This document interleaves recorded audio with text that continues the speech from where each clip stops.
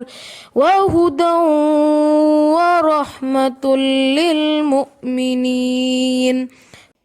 اعوذ باللہ من الشیطان الرجیم، بسم اللہ الرحمن الرحیم۔ آیت نمبر 70 آج ہم نے پڑھنی ہے۔ کل جو ہم نے آیت پڑھی تھی اس پہ تھوڑا سا اور غور و فکر کر لیتے ہیں، پھر انشاءاللہ آگے چلیں گے۔ کل ہم نے یہ پڑھا کہ جو کوئی بھی اللہ کی اور رسول صلی اللہ علیہ وآلہ وسلم کی اطاعت کرے گا، یعنی ان کی بات مانے گا، وہ نبیوں، صدیقین، شہداء اور صالحین کے ساتھ ہوگا۔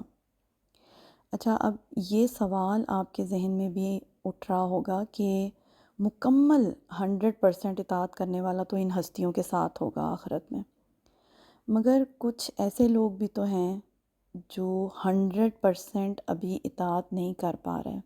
ہاں، کوشش کر رہے ہیں، بات ماننے کی کوشش کر رہے ہیں، لیکن کبھی کبھی غلطی بھی ہو جاتی ہے انسان سے۔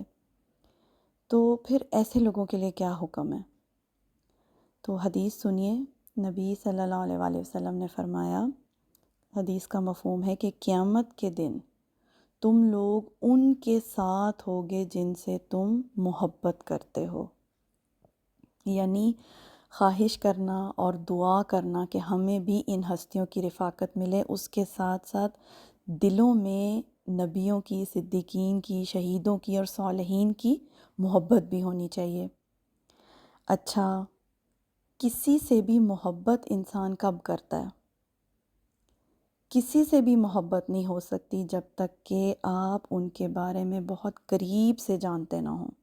یعنی جتنا انسان قریب سے ایسے لوگوں کے بارے میں جانے گا، پڑھے گا، اتنا ہی ان ہستیوں سے محبت کرنے لگے گا، اور پھر خود بخود انسان ان کے راستے پر چلنے کی کوشش کرے گا، اور پھر جو ان کے راستے پر چلے گا، ان کو کاپی کرے گا، وہ خود بخود ان کی رفاقت پالے گا۔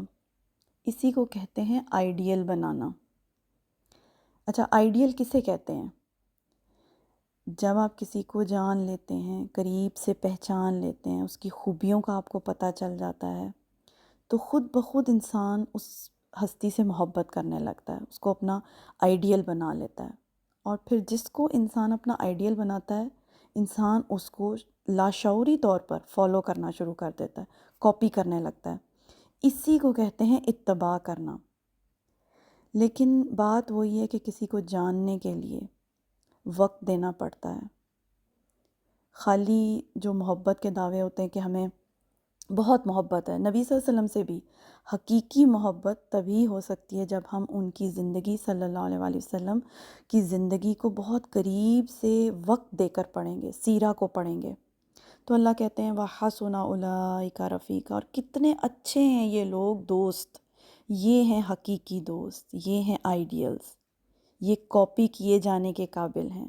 اور جو لوگ ان کو آئیڈیل بنا لیں گے، ان کے بارے میں اللہ تعالیٰ اس آیت میں کہہ رہے ہیں ذَلِكَ الْفَضْلُ مِنَ اللَّهِ، یہ فضل ہے اللہ کی طرف سے۔ یعنی ہم فضل کے کیا معنی لیتے ہیں؟ کسی کے پاس بہت دولت ہے، عیش و آرام ہے، تو ہم کہتے ہیں تمہارے پاس تو اللہ کا بڑا فضل ہے، جبکہ یہاں اللہ تعالیٰ فضل کس کو کہہ رہے ہیں؟ جن کو ان ہستیوں کی رفاقت نصیب ہو جائے گی، وہ ہیں جن پر اللہ کا فضل ہو گیا۔ اچھا، آخرت کے معاملے تو ابھی غیب میں ہیں، آخرت میں جو رفاقت ملے گی وہ تو ابھی نظر نہیں آ رہی، دنیا میں بھی ہم ان کی رفاقت حاصل کر سکتے ہیں۔ وہ کیسے؟ ریگولیرٹی کے ساتھ آپ سیرہ کا مطالعہ شروع کر دیں، ایسا لگے گا نبی صلی اللہ علیہ وسلم کی رفاقت مل گئی ہے، ڈیلی بیسس پہ پڑھنا شروع کر دیں، صدیقین کے بارے میں، شہیدوں کے بارے میں، صالحین کی زندگیاں، ان کی بایوگرافیز پڑھیں، تو دنیا میں بھی ایسے لگے گا ان کی رفاقت مل گئی، تو انشاءاللہ آخرت میں بھی مل جائے گی۔ مگر وہی بات ہے کہ عمل شرط ہے، کہ ان کی زندگیوں کو فالو کرنا شرط ہے۔ اللہ کہتے ہیں وَكَفَى بِاللَّهِ عَلِيمًا، اور کافی ہے اللہ علم والا۔ تو جو بھی کوشش میں ہے، اس کی ہر کوشش اللہ کی نظر میں ہے۔ تو آج کے لیے اتنا ہی۔ سبحانک اللہم و بحمدک، اشہد ان لا الہ الا انت، استغفرک و اتوب الیک۔